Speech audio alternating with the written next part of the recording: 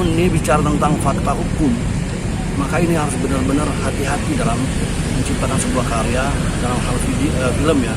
Terus menduplikasi suatu peristiwa hukum di mana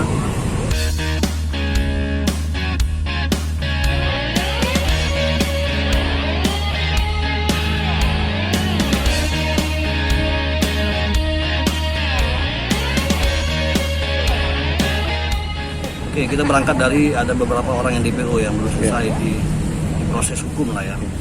Artinya kan jadi pertanyaan, kenapa kok tidak selesai? Nah, berangkat dari situ kan jadi pertanyaan besar. Kok kenapa tidak selesai? Seharusnya diselesaikan. Polisi ini kan mempunyai semua kekuatan sarana prasarana untuk menyelesaikan suatu perkara. Nah, ini kan jadi pertanyaan besar. Ditambah lagi dengan ada opini melalui film. Dan ini kan menjadi perhatian publik. Hari ini no viral, no justice ya. Jadi seolah-olah ini menjadi suatu drama dan dipertontonkan kepada masyarakat bahwa polisi ini bekerja tidak profesional.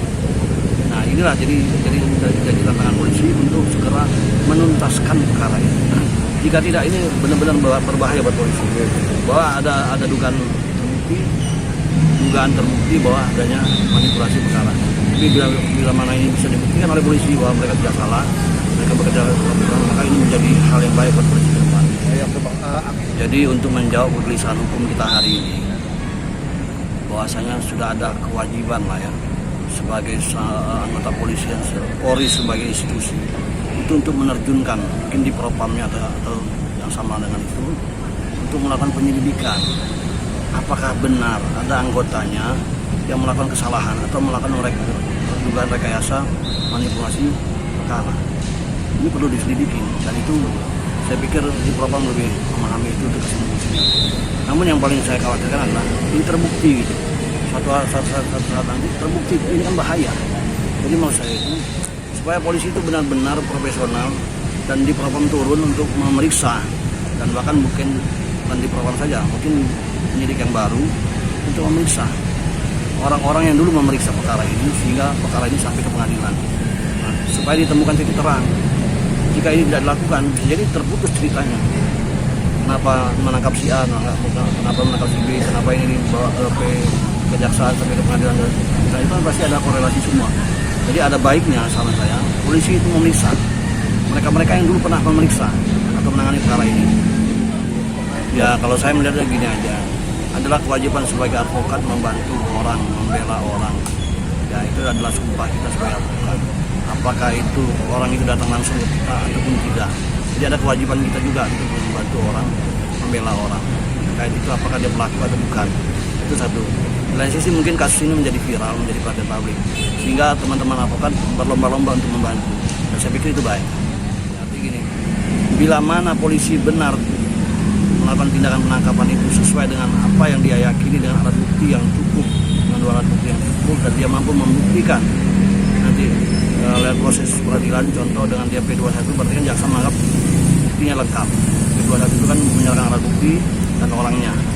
Lalu di proses pengadilan dan terbukti maka benar apa yang dilakukan polisi. Namun jika tidak terbukti, misalnya contoh salah tangkap orang benar ya, ternyata tidak benar orang yang ditangkap itu adalah si A atau si Peggy yang dimaksud, maka ya polisi harusnya membebaskan. Dan ini bahaya kalau diteruskan memaksakan suatu perkara yang orangnya sendiri itu bukanlah orang yang sebenarnya. Ini melanggar aturan dan ini melanggar norma yang jelas-jelas melanggar HAM bagi si Peggy itu sendiri. Kalau benar si Peggy itu adalah korban selama. Nah, ada dua konteks ya, saya bilang. Satu dari sisi seni dulu ya. Dari sisi seni peran, it's okay. Dari sisi seni peran itu it's okay. Karya anak bangsa yang harus kita hargai.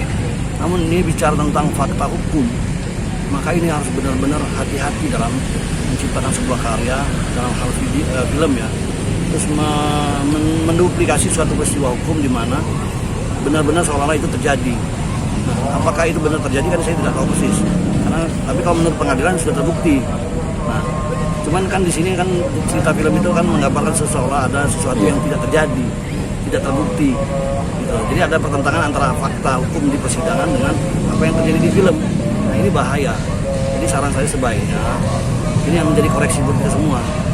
Teman-teman yang berkarya, oke, silakan. Ini bagian dari karya anak bangsa.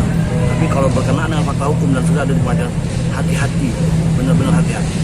dicermati betul karya itu benar-benar bertabrakan tidak dengan aturan yang berlaku, dengan norma yang berlaku, karena ini bisa berdampak pada pidana. Berarti menurut abang penegasan lagi, berarti film ini dianggap mungkin bagus atau tidak bagus, mungkin seperti apa gitu, maksudnya bisa mengungkap juga.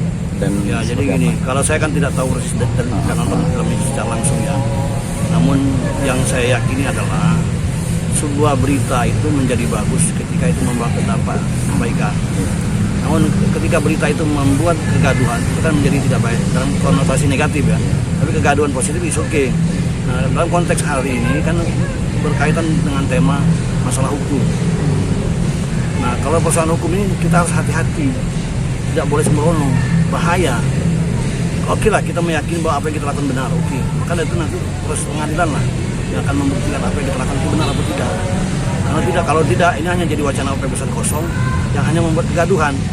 Nah, jadi kepada polisi, kepada semua teman-teman advokat dan seluruh aparat penegak hukum termasuk pengadilan, itu sudah bersama-sama untuk mengungkap kasus ini, terutama di kepolisian, karena ini PR polisi.